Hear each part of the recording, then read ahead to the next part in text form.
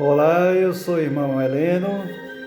Estamos refletindo sobre a figura muito interessante, biblicamente, de Simeão. Nós vamos dar continuidade ao capítulo 2, o versículo 25, quando nós refletimos sobre as virtudes de Simeão. Hoje vamos pensar um pouquinho, meditar um pouquinho sobre a virtude da piedade.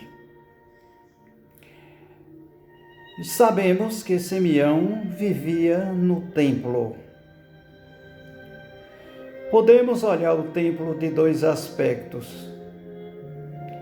Primeiro é a casa de Deus, um lugar que foi consagrado para Ele. Nos dias atuais também, em nossos templos, em nossas igrejas, também há um ato de dedicação daquele local a Deus. Este é um primeiro aspecto. O segundo aspecto, no templo nós praticamos atos de piedade.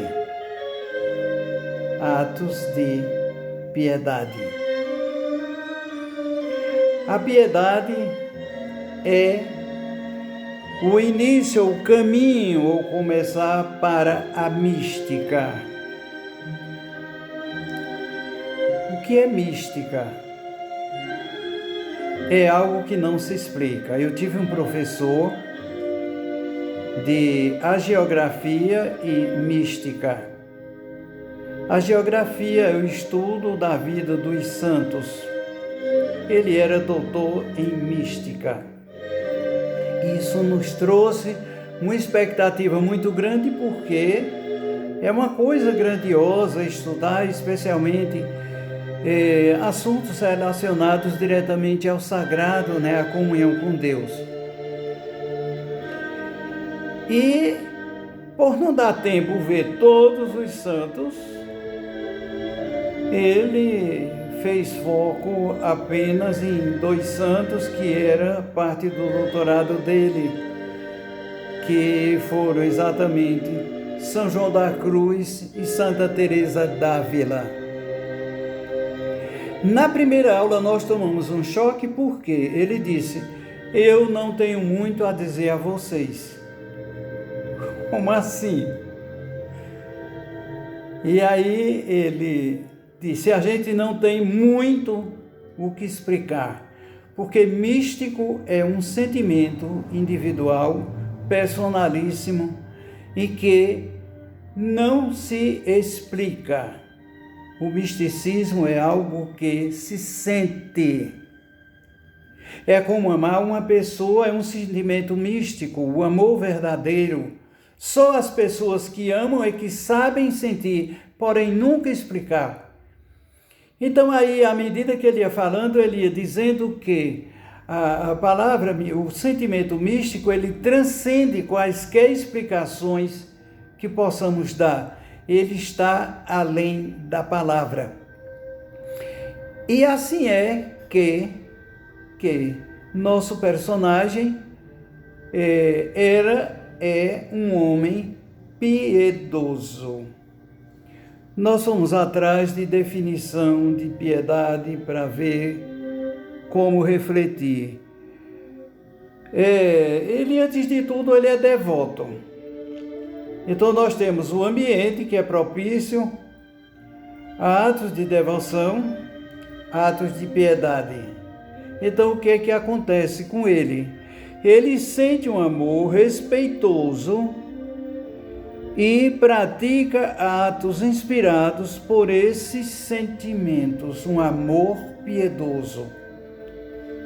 É uma das definições.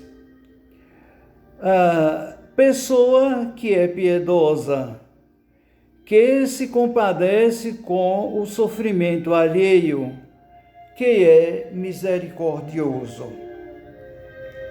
Então nós encontramos definições que, por dentro, em relação à mística, não só de Simeão, mas de quaisquer outros santos bíblicos, ou não, que talvez vivam entre nós, que as palavras não correspondem à realidade da atitude mística.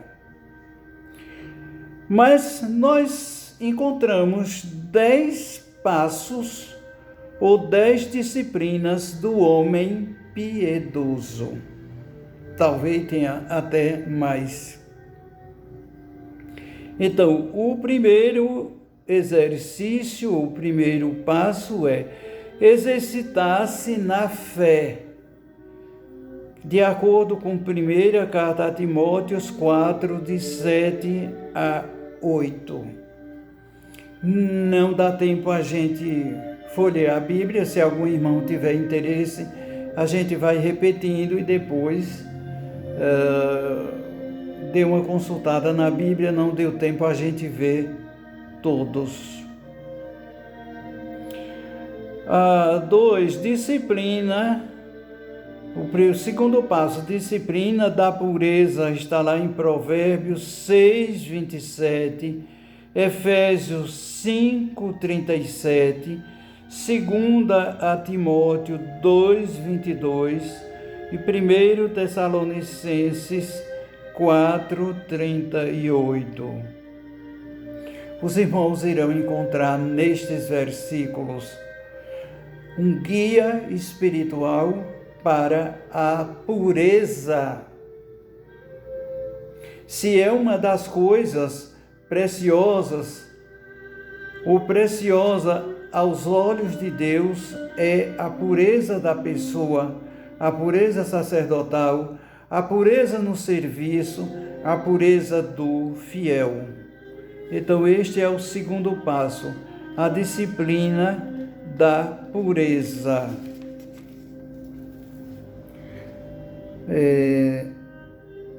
A disciplina dos relacionamentos em Efésios 5, 25, 31. Eu anotei aqui para não esquecer. Maridos, respeitai e amai as vossas esposas, as vossas mulheres, como Cristo amou a igreja. É um exemplo muito simples, muito fácil e que todos nós o conhecemos. Efésios 6, 4 também vai tratar do assunto, Hebreus 10, 25 também. O passo 3 do piedoso, a disciplina da mente, está lá em 1 aos Coríntios 2,16 e Filipenses 4,8. Mente pura. Será que é fácil para nós falarmos deste assunto hoje, diante de um mundo tão poluído pela mídia, pelas atitudes? Eu tive uma grande amiga aqui de saudosa memória, uma das maiores referências de educação aqui em nossa cidade, que ela dizia: eu não sou professora para o século XXI, eu já estou ultrapassada, porque não dá para conviver com tanta coisa que a gente vê. Então, a disciplina da mente, ela dizia, por quê? Porque a maior professora é a mídia, a televisão, a internet, ou seja, somos influenciados, somos bombardeados diuturnamente por estas professoras. E aí, às vezes, elas podem mais do que a gente. Quem é educador sabe disto. Então, o quarto passo, a disciplina da devoção. Devoção, Salmo 40, 18 a 20, Efésios 6, também de 18 a 20. Lendo os pais da igreja, a gente encontra muita coisa sobre a vida devota daqueles primeiros nossos irmãos, os primeiros santos, que viveram nas cavernas, que viveram nos desertos, que se recolheram do mundo para servir melhor a Deus antes que Ele volte. Esse era um dos objetivos das pessoas saírem do mundo para o deserto. E alguns, para mim, são verdadeiros encantos. Santa Maria Egipcíaca, Santa Maria do Egito, que eu até tive a oportunidade de ver um espetáculo belíssimo sobre ela sobrevivendo às margens do Rio Nilo. Depois ela vai para o deserto. Eu vi no Museu de Arte Sacra em Salvador, um espetáculo belíssimo. Gostaria tanto de dirigir, de ter mais vida para dirigir essas coisas boas, bonitas, para nós, para o nosso espírito, para a nossa fé. Então, o cristão, o religioso, o líder espiritual, ele deve ter horas de devoção, de piedade, porque a nossa vocação cristã é uma vocação de comunhão com Deus. Eu não quero dizer somente aquele que é padre, que é diácono, que é frade, não. Deus nos colocou aqui para servi-lo, amar ao próximo e servi-lo. Amanhã, 15, será canonizado um santo. Não é da nossa igreja, mas é um santo fascinante.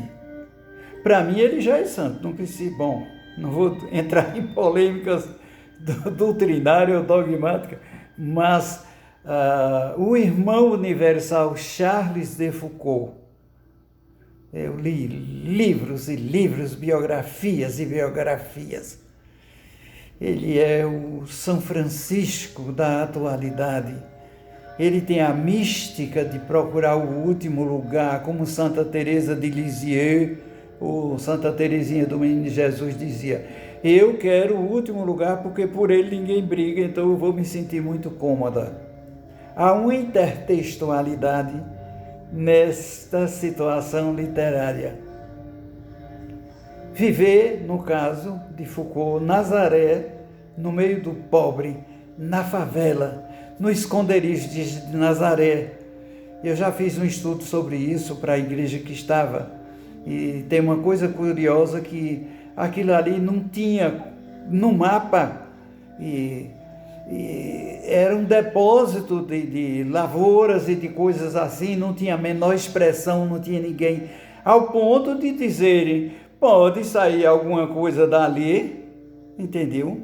Pode sair alguma coisa de Nazaré. Então, a vida oculta em Nazaré precisa de uma vocação especialíssima para viver esse carisma, ou este carisma. Mas tudo isso eu estou dentro do nosso foco do tópico 4, que é a disciplina da devoção. Sine me nihil potestis fare. Sem mim nada podeis fazer. Então, se somos homens de Deus, temos que estar conectados, é a linguagem atual, né? Daqui para Deus, de Deus para aqui, e de maneira horizontal, de mim para Deus, de mim para o próximo. Esta é a forma de viver de maneira cristã. 5. Disciplina de integridade, a disciplina da integridade pessoal. Nós vamos encontrar isso em Provérbios 12, 22, Salmo 15, verso 4. Meus irmãos, a integridade significa a inteireza, nós e o nosso todo, para um projeto de vida, para aquilo que fazemos, para aquilo que realizamos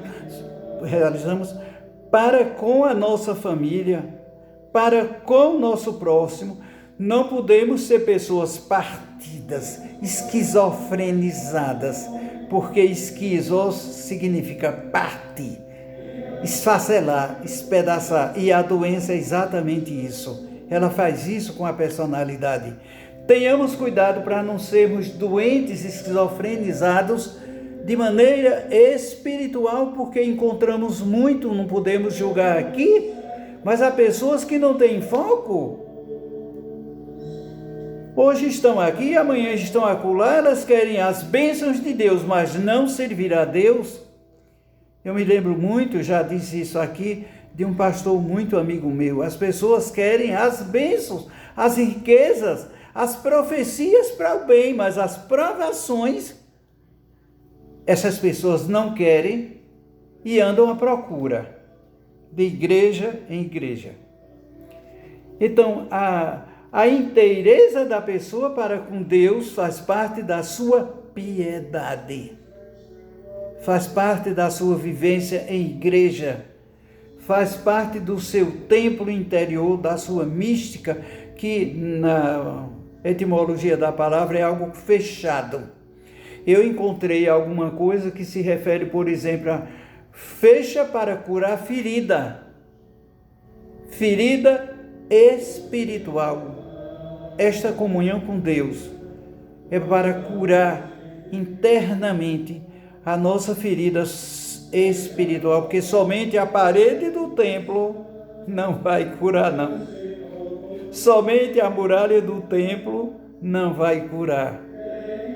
São atos de vontade que brotam de dentro para fora e só vêm através da piedade, através da oração, através do amor ao próximo. Que satisfação a gente sente quando a gente faz alguma coisa pelo nosso semelhante, seja do ponto de vista material, seja do ponto de vista espiritual, como falamos na live anterior sobre as obras de misericórdia, entendeu? Dá de comer a quem tem fome, material. Dá de beber a quem tem sede, material. Vestir os nus, material. Dá pousada aos peregrinos, por aí vai. Mas, se não temos nada de material, nosso amor muitas vezes supera e salva vida. Vida desesperada, que desencontrada, que não sabe o que fazer, nem para onde fazer, e nem por quê. Então, isto é vida de piedade.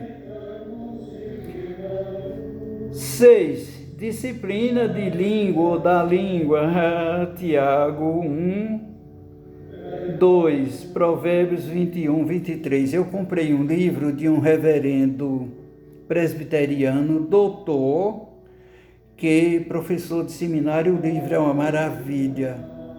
E ele diz que Tiago é o código de ética do cristão. É o código de ética do cristão. Devemos lê-lo com muita constância. E eu procuro fazer isto. Sempre leio Apocalipse, sempre leio Tiago e sempre leio Isaías, etc. Mas a língua, a palavra mata. Em psicanálise é um dos princípios. Psicanálise na logoterapia. A palavra mata, a palavra salva. No nosso direito, nos crimes contra a pessoa, nós vamos encontrar lá calúnia, injúria e difamação.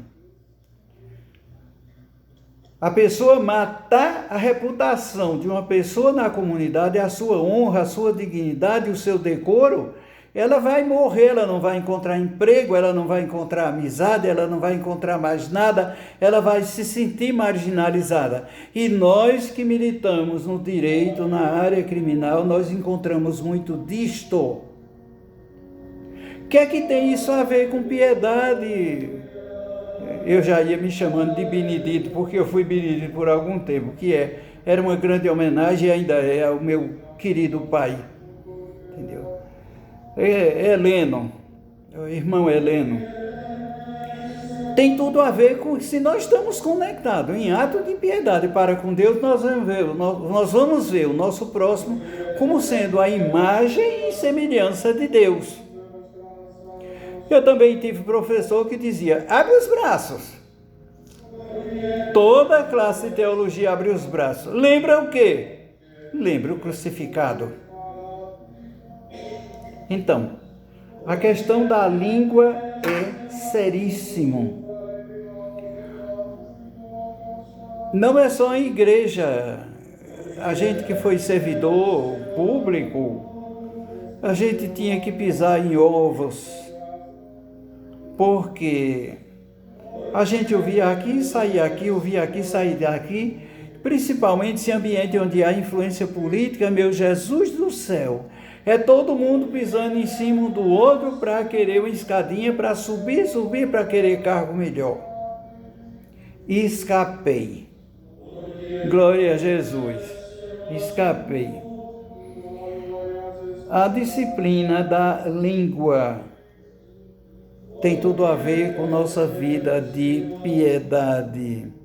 7.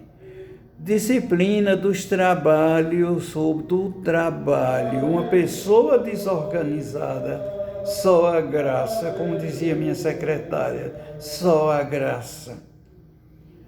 Você procura um papel, não sabe onde está. Procura um documento, não sabe de cá. Não sabe onde está. Uma dona de casa que não tem caseira e que ela não, ou se tem, não orienta, então também é outro desastre. Na nossa vida de igreja, porque estamos aqui com o Beatos para falarmos de igreja, entendeu? O nosso trabalho eclesial é sagrado. Porque eu estou aqui. É uma das perguntas existenciais que a gente deve fazer como pessoa. Quem sou eu? E eu tenho que me descobrir. Não adianta ter analista, nem psiquiatra, nem psicólogo. A gente trabalha para que a pessoa se autodescubra. Quem sou eu? Segunda pergunta existencial. Qual o meu papel no mundo, na vida, na sociedade?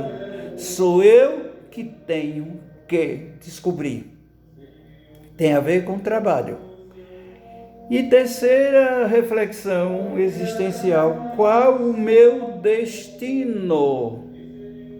Que alguns psicanalistas, preocupados com baralho cigano, baralho tarô, baralho não sei o quê, a questão do destino grego, que eu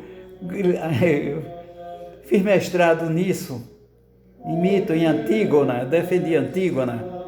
Então, mexi muito com essa coisa do destino grego. Para o português é o fado. O fado português é uma transposição do destino grego. Então, quem sou eu? Qual o meu papel no mundo? Qual o meu destino, o meu futuro? Tem tudo a ver isso com o meu trabalho. Nós temos uma coisa chamada linha do tempo, que vai de X a Y, é nossa vida. E ninguém vai percorrê-la no nosso lugar, não. Isso também é psicanalítico. O destino de nosso personagem foi o templo. Foi aguardar a gloriosa vinda do Messias. Ai, meu Jesus, parece que eu estou ouvindo o Messias de Handel, que coisa linda. Então, a disciplina no trabalho, não interessa que tipo de trabalho, nosso mistério, nossa profissão, nossa vocação. Vamos para o ponto 8. Disciplina da perseverança. Por incrível que pareça, na minha linha de análise, a pessoa não perseverante é um defeito de personalidade. É um defeito de caminhada. Eu tive a oportunidade de ver carteira de trabalho de algumas pessoas para entrar na justiça. Eu não sou trabalhista, também não gosto de fazer, mas já fiz. Aparece, às vezes a gente faz. Não tem especialidade nisso, não. 10, 20 emprego na carteira. Depois, épocas depois, farrando com alguns empresários, amigos nossos, e eles diziam, algum disse assim: quando eu pego a carteira de trabalho que vejo 10, 20, 30 assinaturas de contrato, eu não quero, porque isto é um perfil de pessoa não perseverante. Ela não sabe o que quer, e também na minha empresa eu sei o que é que eu quero.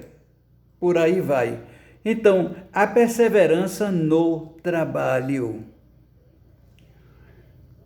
9. Disciplina da igreja. Disciplina de igreja. Compromisso é a palavra compromisso, a palavra maturidade espiritual. Nós encontramos esses dois elementos aqui. Gente, muita gente pensa que vive sem superior hierárquico. Eu não tenho problema.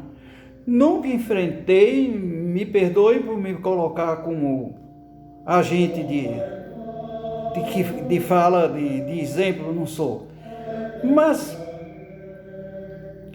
não é brincadeira você estudar num internato com 150 pessoas, só de pobre só tinha eu. A maioria rica, milionária, cujos pais chegavam com aqueles carrões lá. Entende? Não aguentava os filhos, mandava para o colégio dos padres ou para o colégio dos crentes. Na minha geração era muito comum isto. Entendeu? Então,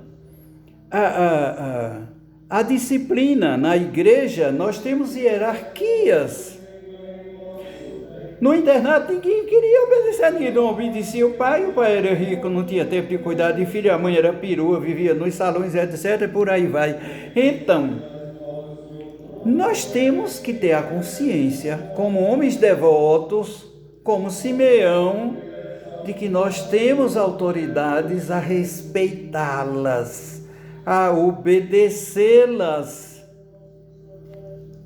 Meu pai era analfabeto. Glória a Jesus que tive um grande pai. Não se formou quem não quis. Ele tinha alguma coisa, mas de leitura não tinha muita coisa. Eu alfabetizei minha mãe, cabocla velha. Sou índio. Mas ele dizia: tome cuidado, quem não tem ensino, a estrada ensina. Qual é a estrada, papai? A quem você ofender, a quem você não tiver educação. Quando a gente bate aonde tem carne. Quando a polícia bate na cara para desmoralizar. E eu já vi isso na porta de uma cadeia, de uma delegacia. Então, meus irmãos, a questão da disciplina de igreja é, antes de tudo, uma disciplina de compromisso. Eu estou aqui por Deus. Eu estou aqui para realizar um chamado. Todos nós estamos lá porque fomos chamados por Deus, como Simeão foi chamado para o templo. Envelheceu lá, mas cumprindo com o seu dever. 10. Disciplina da liberdade. Hoje, ai meus irmãos, só a graça. 2 Coríntios 25, 2 Coríntios novamente 9, 7, Atos 20, 35, 1 aos Coríntios 1, 15 e 20. É lamentável que não dá tempo a gente ver assim os textos todos. A live ficaria muito grande. Pois é, então, a liberdade.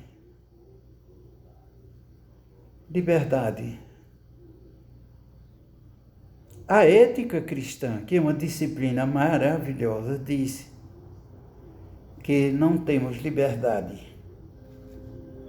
Se a gente vai para o Evangelho, se a gente vai para a Bíblia, a gente tem que conviver, viver. Viver verdadeiramente é conviver. E para a gente conviver de maneira cristã, a gente paga um preço, que é justamente na famosa liberdade. Já vimos lá em Tiago que eu não posso dizer tudo. Eu posso até matar com a língua, sem ser com uma faca ou com um revólver. E aqui a questão da liberdade também é muito séria. Na ética também a gente vê que a ética tem a ver também a conduta da pessoa de acordo com o seu status profissional. A partir da roupa, a partir do vestuário. É difícil também falar sobre isso nos dias de hoje. Você tem uma profissão, há um imagético popular que espera que você se vista de acordo com o professor, como médico, como advogado, entendeu? Como dentista. Isso em relação às profissões liberais. Como padre, eu já assisti missa e saí da missa. Cheguei na igreja, o padre estava com uma camisa de manga curta, como eu estou, com uma sandália japonesa, uma calça jeans rasgada, era um missionário italiano, missionário de uma leva que vinha aqui para a diocese. Na verdade, eles não tinham carismas, eram diocesanos, mas vinham da Itália como missionário. E a estola no pescoço. Isso no dia de segunda-feira. E haja chegar os matutos, porque muitos vêm para a missa de segunda de 9 horas. Quando o homem abre a boca, não falou nada absolutamente do Evangelho. Ele tão somente começou a maltratar os empresários que dão emprego em Belo Jardim. E levantar, insuflar, fazer a cabeça do coitado do matuto que estava aqui na missa, mas o balaio de feira estava perto, para ser contra, se sindicalizar e contra os empresários.